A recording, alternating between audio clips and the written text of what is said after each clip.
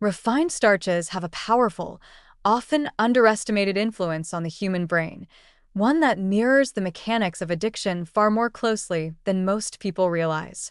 In many ways, these carbohydrates do more than just satisfy hunger. They stimulate specific neurological pathways that make us crave more, even when we're not truly hungry.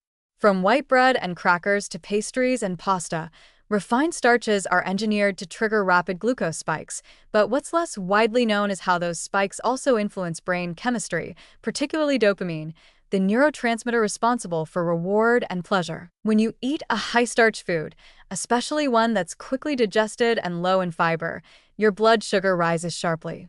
This spike is followed by a quick release of insulin, which drives glucose into cells and causes a subsequent blood sugar crash. That crash leaves the body craving more energy, and the fastest way to restore it is through more refined carbohydrates. But this isn't just about blood sugar.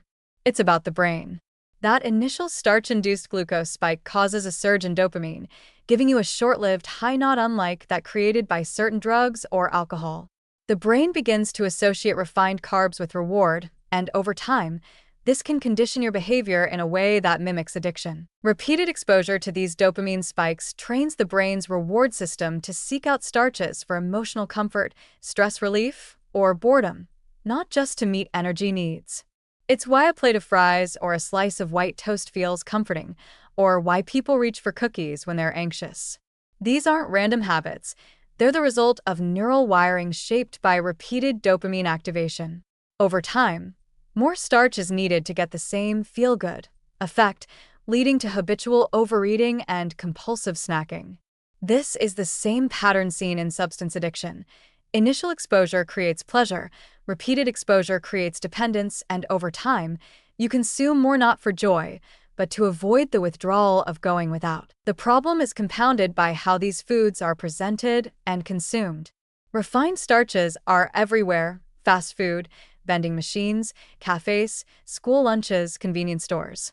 They're marketed as quick energy, or worse, as healthy because they're labeled whole grain, while still containing stripped-down, processed flours and sugars. Their taste, texture, and smell are designed to maximize palatability. Many are engineered with just the right blend of salt, sugar, and fat to amplify the addictive dopamine hit. The brain doesn't just crave the starch, it starts demanding it. Worse still, constant stimulation of the reward centers by starch-rich foods may dull dopamine receptors over time, making everyday pleasures less rewarding. People may begin to feel emotionally flat, anxious, or unmotivated unless they eat these foods regularly. Again, a hallmark of addictive behavior. The more this cycle continues, the harder it becomes to break free.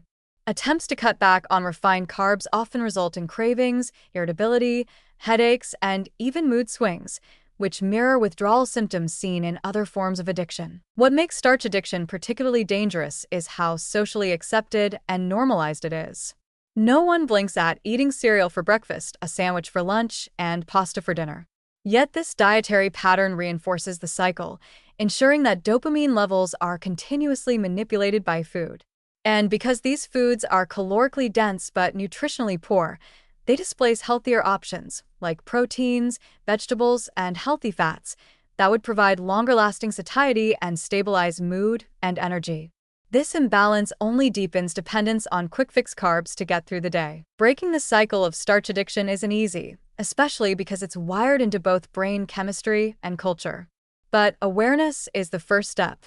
Recognizing that your cravings might not just be habit, but a physiological response shaped by repeated dopamine hits can change how you approach food. Reducing intake of refined carbohydrates while increasing fiber-rich whole foods, healthy fats, and protein can begin to retrain the brain and restore balance. It won't be instant. True neurochemical shifts take time, but it is possible. Ultimately, refined starches don't just affect your waistline, they hijack your brain. What starts as comfort can become compulsion, and what seems harmless can slowly erode both physical and mental well-being. By seeing these foods for what they really are, highly engineered, neuroactive substances, you can begin to reclaim your autonomy over your appetite, your energy, and your health.